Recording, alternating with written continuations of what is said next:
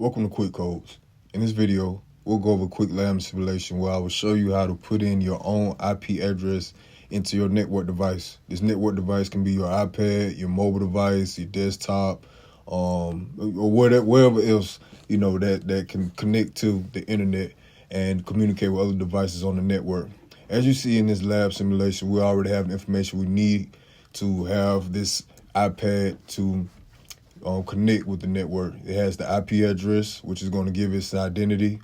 We have the subnet mask, which is responsible for differentiating the host ID from the network and helping identify if that device is on the actual local network or is outside of the network. We have the default gateway, which is going to be used to allow the network device to connect with the internet and communicate with other devices outside of the local network. We have the DNS, which stands for Domain Name System. It's going to be providing the IP address that's going to connect us to the DNS server that's responsible for translating website IPs into human readable information, so that way we can be able to connect to those websites and web pages.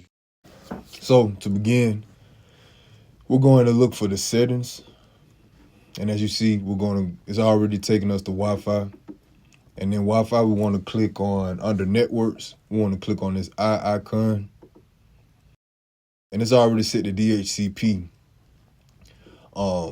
As we're clicking, we see we can't put any information in because when you use your DHCP server, it does all the work for you. It does all the heavy lifting. It pulls an IP address out of a pool of IP addresses that are available, and it delivers that information to your network device, so that way it can have the IP address, the subnet mask, the DNS, and all of the above, okay? But what we want to do, we want to use our own information. We want to set it up with the information that we're being provided. So instead of DHCP, Dynamic Host Configuration Protocol, we're going to go to the static. And now you see we're able to put in our own information, okay? So with that opportunity, we're going to copy and paste what's being given to us. The router is the network device in a network that is used to communicate with outside devices that's not connected to the network. So anytime you see default gateway, you automatically can assume that it's referring to the router. We have the DNS information. We'll copy that also. And the search domains and the client information is given, most likely letting us know that it's not needed. And we'll leave everything else as is because it's not asking of that. After we've done that, we're going to ask to join. So after we put that information in, as you see, it's asking us for the password to log into the Corp network.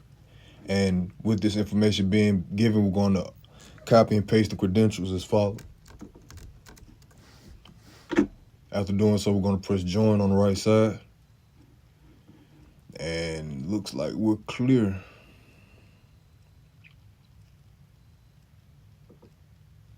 And if we just want to review, we'll click on that I again, and all the information is still in the system, letting us know that it was configured correctly. All the information checks out, and we're all good to go.